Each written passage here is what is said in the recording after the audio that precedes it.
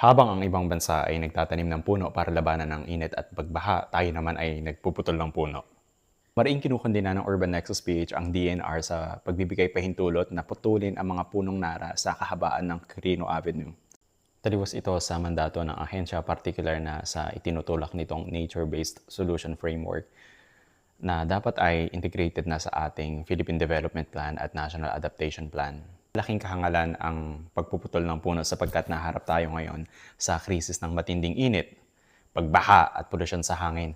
Bakit tayo magpuputol ng puno na dekada ang bibilangin para lumaki upang mabigyang daan lamang ang panibagong expressway na alam naman natin in general tanging San Miguel Corporation at private vehicle owners lamang ang makikinabang.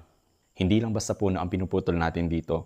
These trees, what urban planners call ecosystem services, sila yung natural na tumutulong na magpababa ng urban heat, sumisipsip ng ulan para mabawasan ang baha at mag-filter ng polusyon sa hangin.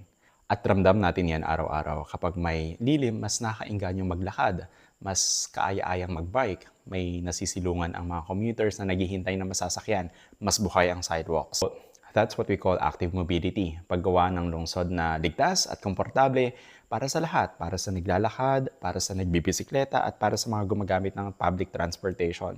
Hindi lang para sa may mga sasakyan.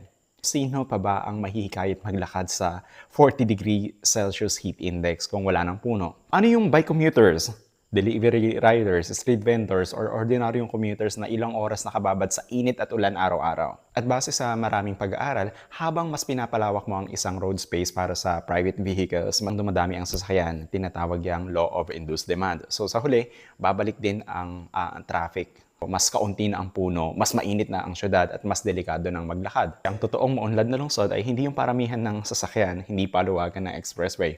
Ang progresibong lungsod ay yung may kakayahan yung mga tao na magpunta from point A to point B na hindi nakadepende sa sasakyan at kayang maglakad nang hindi sila namihihimatay sa init.